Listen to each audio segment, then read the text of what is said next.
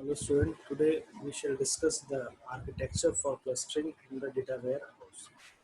The first question came into mind that what is the need of the clustering the processors in the data warehouse?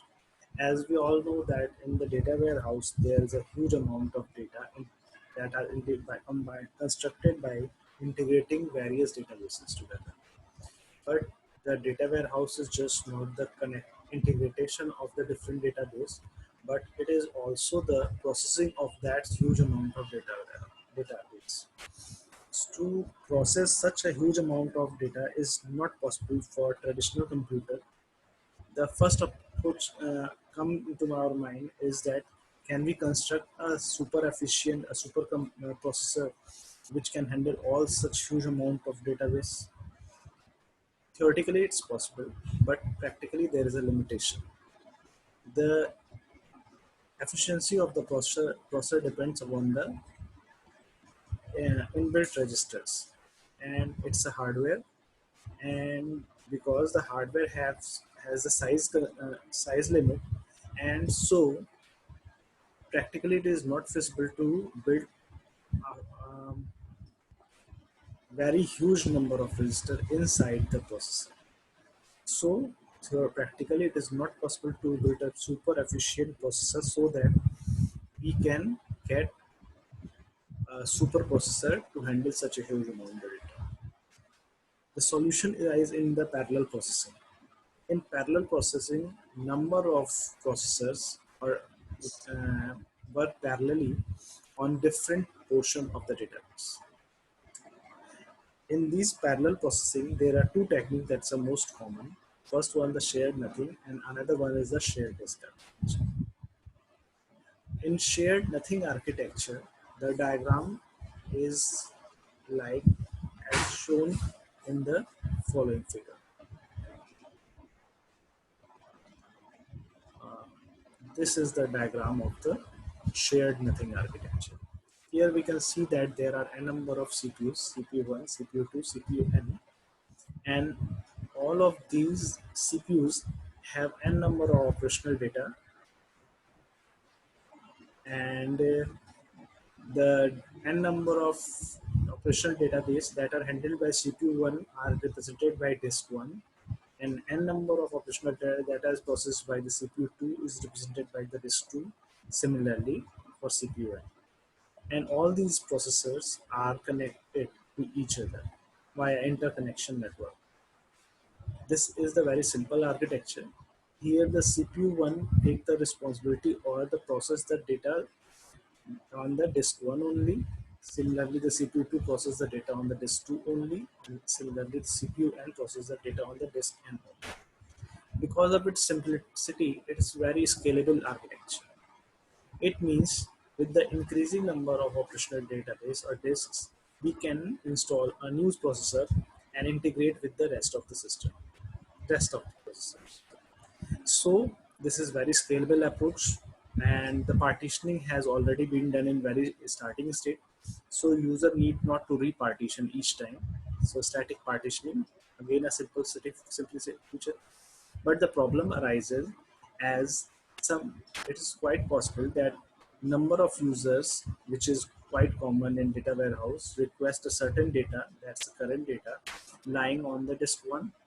Then the load on the CPU will increase, and it will make a list of all the requests, and it will process each request one after the another. These kind of sequential processing of the request, where huge number of data in thousands requests for a data, creates a poor response time. So it becomes less efficient when frequent updates or frequent access are done by the number of users. And this is the main limitation of this architecture. So again, we shall discuss some other points here. In this clustering, in shared nothing environment, each system has its own private memory and one or more disks like the shown in the diagram, that each system has its memory, and the cluster processes communicate by passing message through network that interconnect the computer. The client requests are automatically routed to the system that owns the resource. Resources include things like memory, disk, or real any computing resources and disposal of the computer. Only one of the clustered system can own the and access a particular resource at a time. But in event of failure, resource ownership may be dynamically transferred to the another system in the cluster. So in the diagram, it's quite well somebody may assume that if some processors fails to work, and the suppose for CPU one fails and the data which are previously managed by the disk one will not be accessible, it is not so. Then in that situation, some other processor will take the will itself connect to the disk one also. Yeah, it's the load on the CPU2 will increase, and it will increase, but it will be managed. So it is not so that if processors fail, then its responsibility will be transferred to the some other processor, and the message, the communication is done by the message passing. If user some processor has not the data, then it will send the request to the processor whether it has the data requested or not. In it, uh,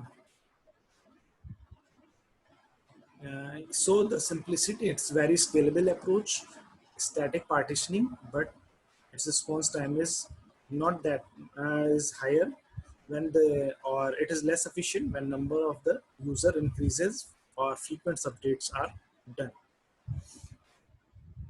Uh, in a okay, the next approach that is we going to study is shown in the following diagram. In the shared disk architecture, all the disks here are not are connected to or accessible to all of the processor, which are interconnected parallelly. So here the processors are parallelly connected, but disks are accessible to each of them. All of disks are accessible to each of them. Here, this kinds of situations may create a lot of problem, because here the data is not partitioned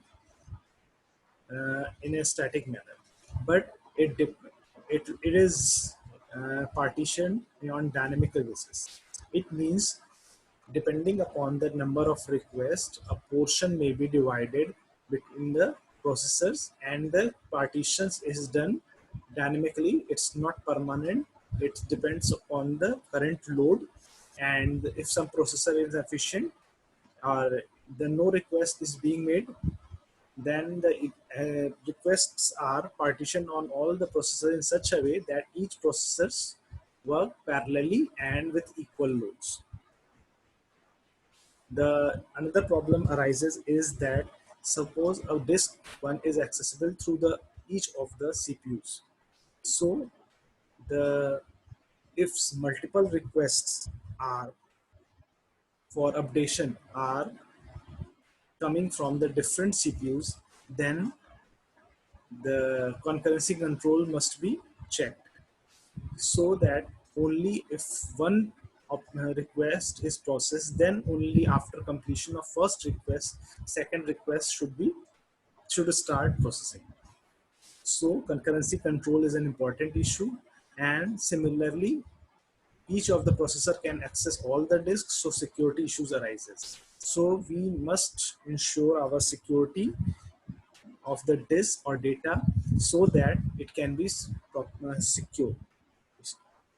And it's like in the cloud system, the lot of the data is accessed and by the multiple user at the time, so we must ensure the security, so the data is not partitioned at the very start of the time, and the security issue is also a key point in this architecture. But the advantage is that if number of requests are parallel requests came, then each users divide all these requests equally and work parallelly. So it has less response time in comparison to shared nothing architecture. So this is the main advantage because of which the shared disk architecture is preferred over shared nothing architecture. Shared nothing architecture is suitable when not there are not very frequent requests for updation on same portion of the disk. So comparing all these two architecture, we can say that the in shared nothing architecture can exploit simpler and cheaper hardware because the partition is done at the very start of the at the starting, and simple traditional software can be used and hardware can be used. It can be scalable up to infinite limit and it works well with high volume and read and environment because a processor can easily handle the read write operation if all the requests for updation at the same place comes to the single processor, and data is partitioned across the cluster in the very start. While in the shared disk architecture, it's quite adaptable because it changes the workload depending upon the load, and it's highly available because in the shared nothing architecture, if requests come to a processor which does not have the data, then it sends its request to the data and it accesses the data indirectly, while in this case all disk can be accessed directly by the processor. So the request which comes to whichever processor, it is directly sent to the corresponding disk, and so it is highly available. It performs best in heavy read environment, and data need not to the partition because it is commonly accessed. So this is the very suitable approach. Uh, Typically the shared disk architecture cluster does not scale as well as shared nothing for smaller machine.